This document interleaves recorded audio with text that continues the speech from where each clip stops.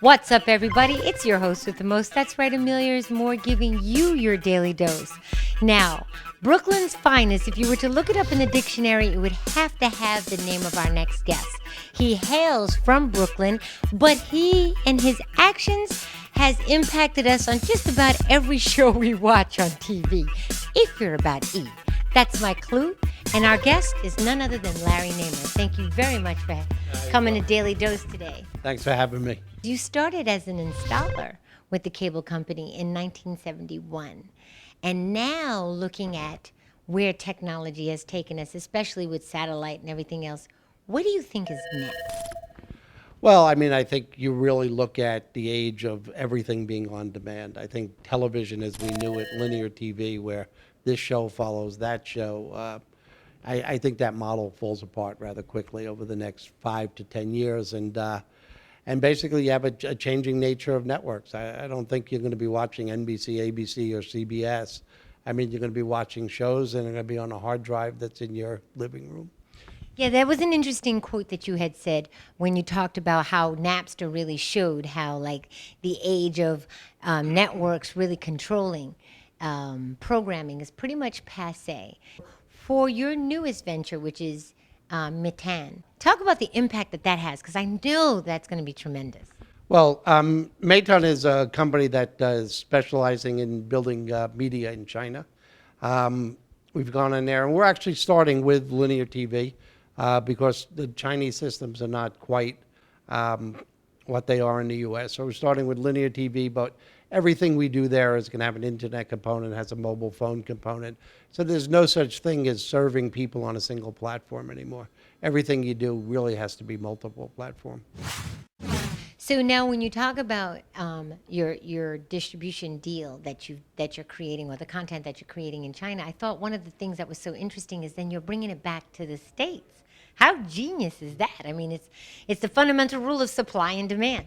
Yeah, everything we're doing in China, we're doing it all in Chinese, which producing in a language you don't speak is interesting. But we're then bringing it to any Chinese market anywhere in the world. New York, San Francisco, LA, Vancouver, Singapore, doesn't make a difference. So it really is interesting that it started as Chinese and now it's actually going to become fairly global. You know, Larry, one of the things that when I was reading your story there, I really wanted to ask you is, at what point did you decide from a blue collar to the corporate world, and why did you make that transition? Well, when I left New York, I had been 10 years mainly on the operations side of cable TV here.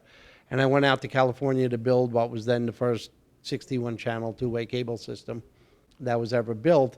And you're a Brooklyn boy, you're out in LA, everybody's in the entertainment business. So, it kind of catches up with you. And I started thinking of ideas. And a friend of mine and I had the idea for E, and we wrote the plan and thought it would be easy, but it wasn't quite that easy. Yeah, how cool is it that a movie trailer channel winds up becoming this big conglomerate? You wind up getting investors for $2.5 million, and then it winds up now like a market value of maybe $3.5 billion. When you look at the success of something like that came from your brainchild, how does that make you feel? It's kind of weird because I think to most people it has a lot more meaning than it actually has to me. Because I lived it, so I kind of know the stories. But, for most people, they just really know the legend. It's just, how Alan and I started the channel out of nothing and turned it into this multi-billion-dollar company that's now, I think, in 80 countries or 81 countries. And even in China, it's funny when people introduce me to someone as the founder of E, I hear them like rattling off in Chinese, and then they go, talk soup, yeah. And then it kind of strikes me how far some of that programming actually went and the impact that it's had. Did you ever envision from your office that you were going to have that impact? And how much are you taking that into your new venture? Well, I don't think we ever really envisioned that it would have the impact that it's had. It's pretty much embedded in American pop culture and probably pop culture all over the world. It really, a lot of it goes into Chinese. What we're doing are basically pop culture magazines there. But really being smart enough to step back and say, what do the Chinese people really want to know about Tom Cruise opposed to trying to feed them just the American stuff. If you may, I have an interesting quote that you had, and I just want to read it correctly. It pretty much said, no matter how good the programming is, it's not going to be 100% of a viewer's life. We just want them to return when they want to need to figure out where to go.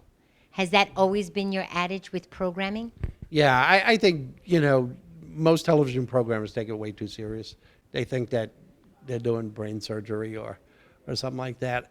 I think if you really recognize the way people watch TV, there's really very few things on now that I consider must-see TV that you run home for. And then I don't know anybody who watches TV without doing something else while they're watching. And that's part of my other theory is kind of like secondary media. If people are watching TV and they're reading a paper or online, figuring out what are those other things that people are doing while they're watching your TV show and somehow trying to bring relevance to both experiences. I think if you look at some of the statistics, it's about 60% of people who are watching TV have a computer in the same room and that computer is on. So I think it lends, all kinds of interesting possibilities to utilize that second screen to create some depth to the programming as opposed to just it takes up an hour. It can be deeper and richer.